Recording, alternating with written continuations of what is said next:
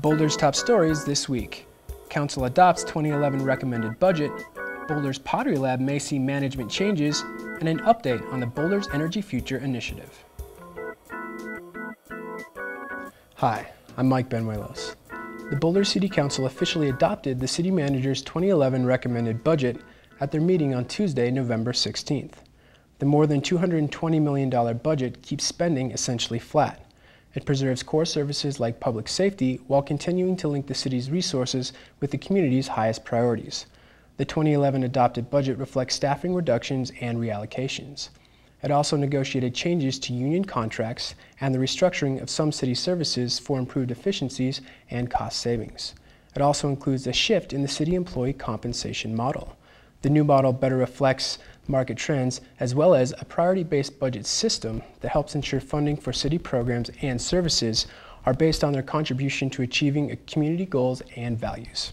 Because of the passage of the utility occupation tax and the defeat of several state ballot initiatives that would have impacted local government, the city was able to shelf a recommended contingency budget that would have resulted in deep cuts and changes to services.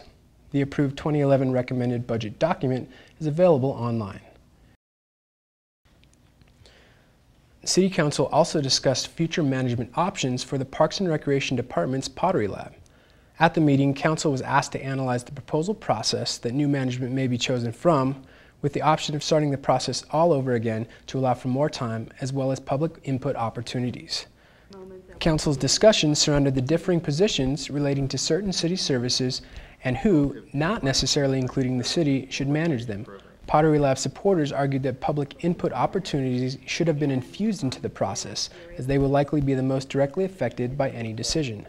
After a discussion that continued late into the night on Tuesday, Council found themselves split with the 4-4 vote. The split means the option to look at the management selection process again was not passed, giving the Parks and Recreation Department the go-ahead with the current process.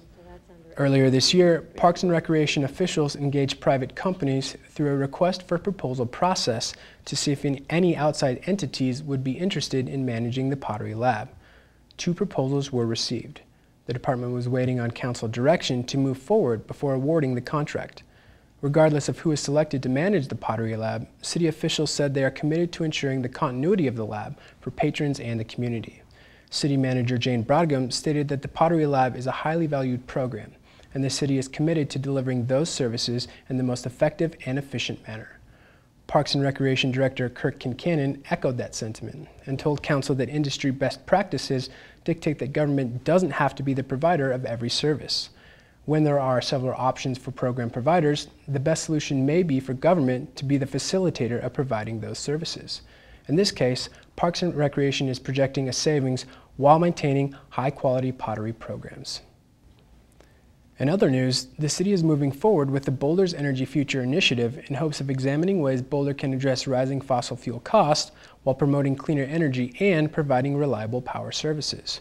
Regional Sustainability Coordinator Jonathan Cohen joins Inside Boulder News today to provide a brief update on this important project.